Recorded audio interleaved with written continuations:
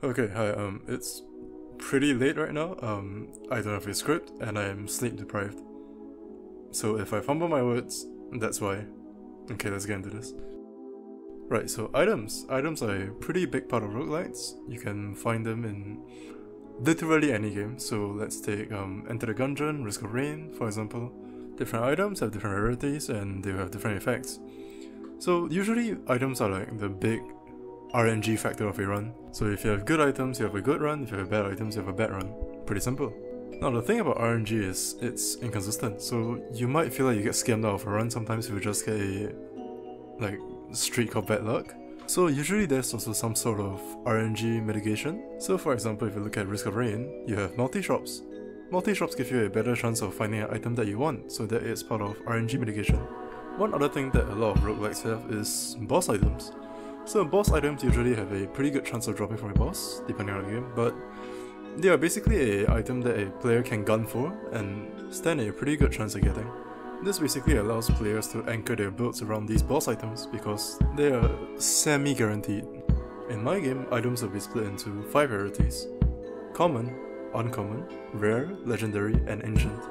Ancient items are your boss drops. Every time you kill a boss, if it drops an item, that item will have a pretty good chance of being replaced by that respective boss's boss item. Actually, that's basically what Risk of Rain does, but it works, so yoink. Obviously, as items get rarer and rarer, I want them to be stronger and stronger, but instead of just having flat out better numbers for certain items, I would rather have them have more unique effects. So for example, your common items are mostly stat steroids, so more evasion, more speed, more damage, that kind of stuff. But as you go up the rarities, your items will have better and better effects. So for example, in the rare category, you have the Ravage Helmet. The Ravage Helmet doesn't give you any stats or anything, but it does give you an extra charge of your dash. And you can see how much that can help you, considering your dash has iframes. And if we look at one of the legendary items, the Cracked Terrarium, it gives you an extra charge of both your active items. So yeah, potentially pretty strong. Basically, instead of rarities making items straight up better, I just want them to have more unique effects which have potential to provide more value. Now, on the topic of active items, yeah, they're a thing. So you can have 2 active items at a time, and they can do various different things. For example, we have the Coral Fruit, and basically functions as a health pot and gives you 50% of your health back, so obviously that makes it a pretty good defensive item. On the other hand, we have the Lost Soul. The Lost Soul basically lets you shoot out a ring of souls around you that home in on enemies, which makes it a pretty potent offensive item. And we also have items like the Oxygen Tank. The Oxygen Tank will clear all your status effects, no matter whether they're good or bad. This makes it a pretty potent utility item, although it might hurt you if you use it at the wrong time. So yeah, that's gonna be the trend of items. Now the way you find these items is through either enemy drops, although there's a pretty low chance, boss drops, which are guaranteed, or chests, which generate throughout the world. Now that basically entirely covers items, which, if I ended a devlog here, it would be very short. So let's dive into the logic about how loot tables work. Now I actually did loot tables twice, because the first time I did it I was very tired and just wanted to get it out of the way, and it ended up with a pretty flawed implementation. But let's talk about it anyways. Basically, with the first version of the loot table, there will be a list of items for a script to go through. Every single item will have its own chance to drop, depending on its rarity, and on the surface, it might look like it works, but if you really think about it, since it's going through one by one, as you go down the list, the drop chances of items will exponentially fall, so yeah, it's not very good. So instead, when I redid the system, basically what happens is, when an item is supposed to drop, a random rarity is chosen first.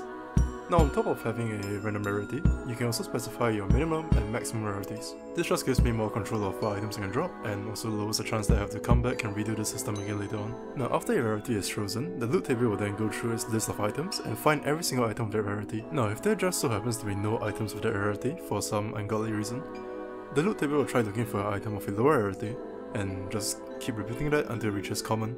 At which point, if there are still no items, it will loop back to legendary. This is mostly just a countermeasure for my stupidity because I might forget to put an item in the loot table and, it might just bug up. Now whenever a script needs to drop an item, I can just reference this loop table and call this random drop function. At which point it will just return an item for it to drop. Once an item has been chosen, a item-based prefab can just respawn and the item data can be assigned onto it. The item data is what contains the stuff like sprites, names, rarity, descriptions, item types, and blah blah blah. Now that's nice and all, but what about the boss items? Instead of existing within the loot table, boss items are assigned to each boss's script independently, and whenever an item is dropped, there will be a chance that its current item will be replaced by its boss item. This is just done by swapping out the item data within the item prefab. The system I have for items right now works pretty well, and I don't see any issues that might pop up anytime soon, but you know, bugs always happen, but I think I'll be prepared for those. And that's about it for this devlog. Thanks a lot for watching. I'm gonna go play some Risk of Rain Returns, and yeah, that's about it. See ya!